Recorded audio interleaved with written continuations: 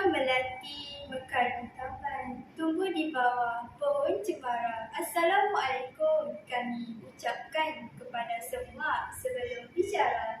Assalamualaikum, salam sejahtera dan salam berjuang bahasa. Saya ucapkan kepada ahli panel dan tidak juga dilupa kepada penonton maya yang sudi meluangkan masa bersama-sama.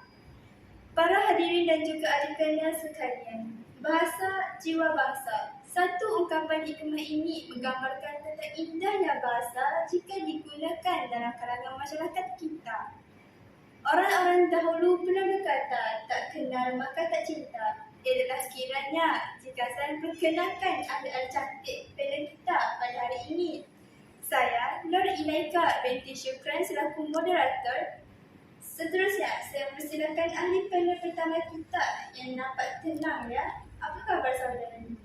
Baiklah saudari, izinkan saya ya. Silakan saudara. Songket hantaran terlipat di peti, diapit kanda dengan sutera, Farah Hanum penyejuk hati. Perjuangkan bahasa demi negara. Saya serahkan kepada moderator yang bertugas. Ewa saudari bersyair ya pada hari ini. Saya yakin orang-orang yang mendengarnya pasti akan cari, tetapi bukan saya ya. Seterusnya, ahli panel kedua kita nampak mesra ya di sana. Adakah saudari sihat? Terima kasih kepada moderator. Saudari, air yang tenang jangan disangka tiada buaya. Jangan disangka Bahjatu Salihah tiada hebatnya. Salam forum buat semua.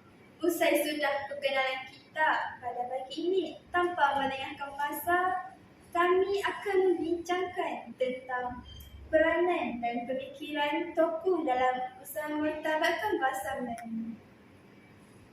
Bahasa Melayu mempunyai pelbagai aspek, misalnya dalam segi aspek bahasa kebangsaan, bahasa rasmi, bahasa penutur dan sebagainya.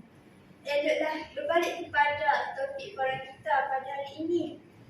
Tokoh yang pertama kami pilih adalah Abdullah Mursyid. Saya persilakan panel pertama kita untuk berkongsikan siapakah Abdullah Mursyid. Silakan.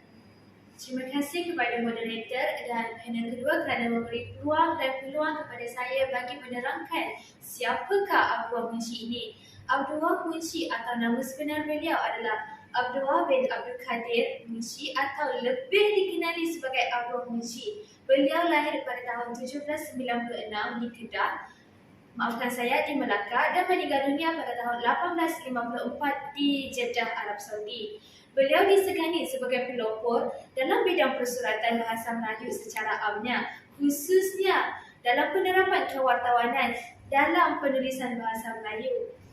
Pasti para moderator dan para panel tertanya-tanya di manakah Abdullah Mursyid ini mendapat gelaran Mursyid itu sendiri. Ini kerana pada usia 11 tahun, Mursyid telah terlibat dengan pengajaran, iaitu beliau telah mengajar pendidikan agama Islam kepada tentera negara kita.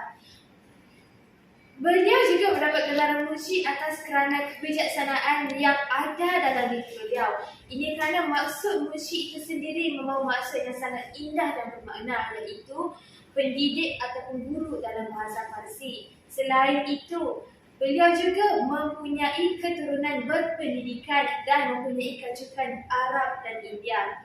Oleh sebab itu, Mursyid merupakan seorang insan yang sangat bermakna dalam negara kita. Saya serahkan kepada moderator yang di sana. Terima kasih saudari Farah. Nampaknya ucah saudari bawah ini amatlah tidak dapat ditampilkan. Seterusnya, tokoh kedua pula saya serahkan kepada saudari pada saya mengemukakan musibah. Silakan saudari. Terima kasih moderator. Baiklah, izinkan saya menerangkan biodata Asma Haji Omar. Asma Haji Omar ini lebih dikenali sebagai Profesor Emeritus Dr. Asma Haji Omar yang dilahirkan di Citra, Kedah pada 5 Mac pada tahun 1940.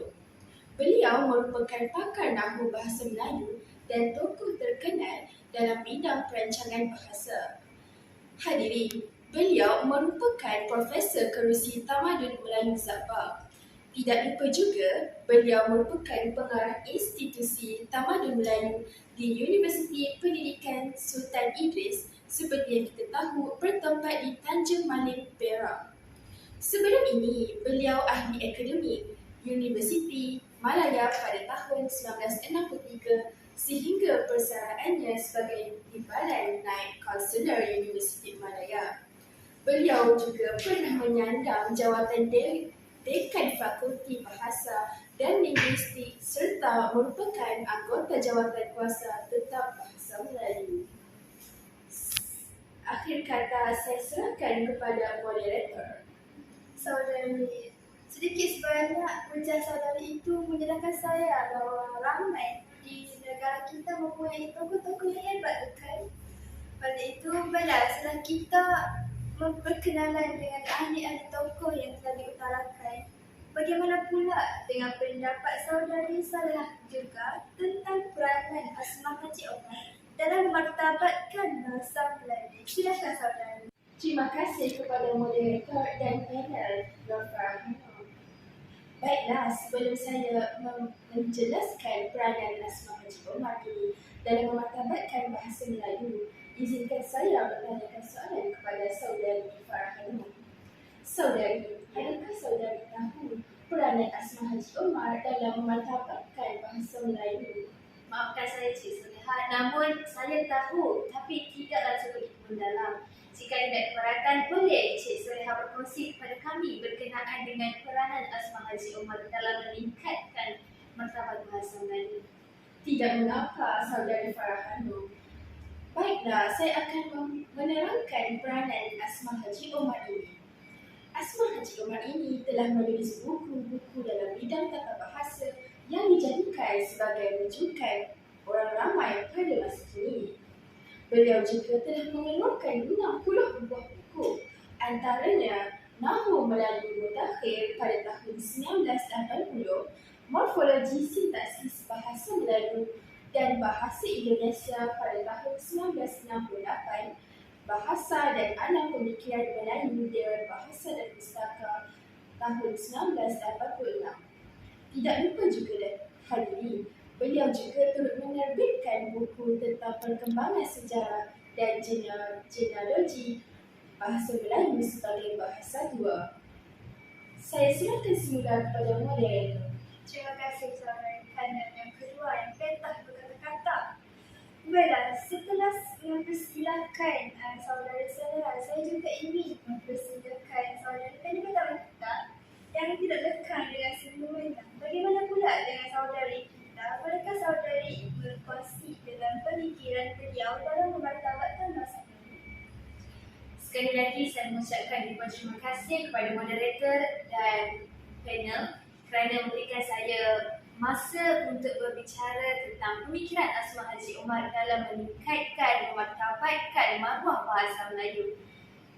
Menurut Asmah Haji Omar pada tahun 2008, susu kalut serta pemahaman tentang bahasa Melayu lengkap adalah melalui ensiklopedia bahasa Melayu. Tahukah kalian bahawa ensiklopedia ini merupakan satu perkembangan bahasa Melayu dari sudut sejarah, variasi, ejaan, fonetik, fonologi, nahwu, morfologi, sintaksis, sehinggalah kepada etimologi. Seterusnya, bahasa Melayu juga merupakan bahasa rumpun Austronesia yang terbahagi kepada 4 buah negara iaitu Indonesia, Melanesia, Micronesia dan Polynesia. Bahasa-bahasa dalam keluarga Indonesia ini dikenali sebagai bahasa Austronesia Barat, manakala 3 buah negara lagi yang saya sebut sebentar tadi adalah bahasa Austronesia Timur. Atau nama lain adalah Oceanesia kerana terdapat di kawasan lautan. Okey, seterusnya adalah Asmah Haji Omar juga turut menyatakan teori pergerakan bahasa Austronesia dengan mengambil beberapa teori sarjana iaitu teori Kern berdasarkan bukti linguistik dan bukti budaya. Ini dapat melihat bahawa Asmah Haji Omar ini seorang yang sangat berfikiran jauh terhadap bahasa Melayu. Saya serahkan kepada moderator yang bertugas. Okey, nampaknya saudari kita banyak ilmunya ya. Tanpa membuang masa, saya ingin mengatakan bahawa memartabatkan bahasa Melayu melalui tokoh tersebut dan melalui penekanan terhadap nahwu bahasa Melayu itu sendiri Saya pasti usaha beliau dalam memartabatkan bahasa Melayu telah membuahkan hasil yang baik kerana banyak teori yang beliau gunakan sebagaimana telah diterapkan oleh saudara panel kita sebentar tadi. Kita meneruskan lagi forum kita pada hari ini. Seterusnya kita mempersilakan saudari Salehah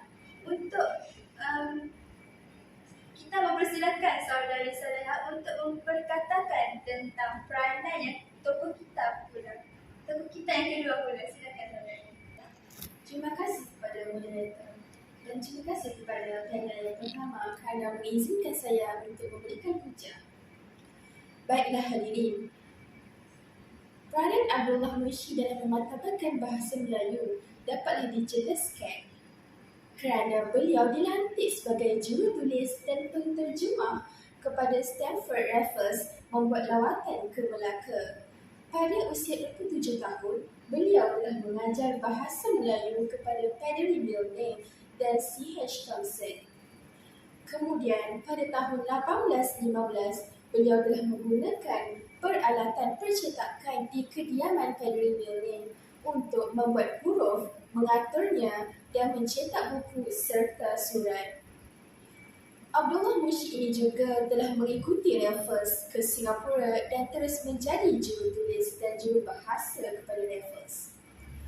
Semasa di sana, beliau diberikan tugas untuk mengumpul bahan sastera Melayu lama untuk Raffles membawa pulangnya ke England serta mengkaji adat Cina dan masyarakat Jepun. Sebagai contoh, kitab Hikayat dan Syair. Sebelum saya mengakhiri peranan Abdullah Munshi ini, izinkan saya mengungkapkan sekerat dua pantun. Terbang tempua ke semak berduri, singgah sekali di pohon rumbia, bahasa kita lambang jati diri, tidak rugi berbahasa Malaysia. Baiklah, itu sahaja daripada saya. Saya serahkan semula kepada moderator. Terima kasih saudari. Nampaknya bahawa fikiran saudari tidak kurang hebatnya juga. Baiklah, sebelum saya meneruskan forum, saya persilakan saudari pertama kita, Farah Hanum, untuk memperjelaskan lagi pemikiran Munshi Abdullah dalam memartabatkan bahasa Melayu. Silakan saudari. Terima kasih kepada moderator dan panel kerana masih lagi memberi peluang kepada saya memberikan hujah berkenaan Munshi Abdullah dalam memartabatkan bahasa Melayu. Munshi Abdullah telah menghasilkan karya beliau pada tahun 1830 yang bertajuk Syair Singapura Terbakar. Beliau bukan sekadar memperlihatkan perkembangan bahasa Melayu melalui karya kesusastraan, malah beliau menyedari betapa pentingnya buku nahu bahasa tersebut. Ini kerana baginya nahu sesebuah bahasa bukanlah dapat menyelesaikan 100% masalah tersebut. Hal ini lebih nyata apabila nahu sesuatu bahasa dikaji oleh orang asing yang bukanlah bahasa ibundanya bahasa Melayu. Dan dari tujuan kajian tersebut dibuat bukanlah berdasarkan kajian ilmiah, melainkan melalui untuk kepentingannya sendiri. Bab kata pepatah Melayu, ada udang di sebalik batu. Beliau juga melihat nahu bahasa Melayu yang ditulis oleh orang asing hanyalah pengubahsuaian nahu bahasa mereka sendiri yang cuba dipaksakan diterapkan dalam bahasa Melayu. Oleh itu, dapat kita lihat bahawa Munshi amatlah bekerja keras dalam meningkatkan martabat bahasa Melayu. Oleh itu, saya serahkan semula kepada moderator yang bertugas. Setahu saya, pemikiran Abdullah Munshi banyak ditekankan kepada aspek agama, politik dan sosial. Maafkan saya. Peranan sudah, pemikiran pun sudah. Maka sudah tiba masanya forum ini melabuhkan kiranya ya. Berdasarkan apa yang telah dikatakan oleh adik-adik kita, saya boleh simpulkan bahawa dua orang tokoh ini mempunyai persamaan yang tersendiri. Misalnya, mereka telah banyak mengkaryakan buku-buku bahasa Melayu. Seterusnya, mereka juga banyak menguasai pelbagai bidang dan mereka amat cinta akan bahasa Melayu. Akhir sekali, tokoh-tokoh ini juga mengkaji nahu-nahu bahasa Melayu yang memudahkan masyarakat kita untuk mempelajarinya pada masa ini.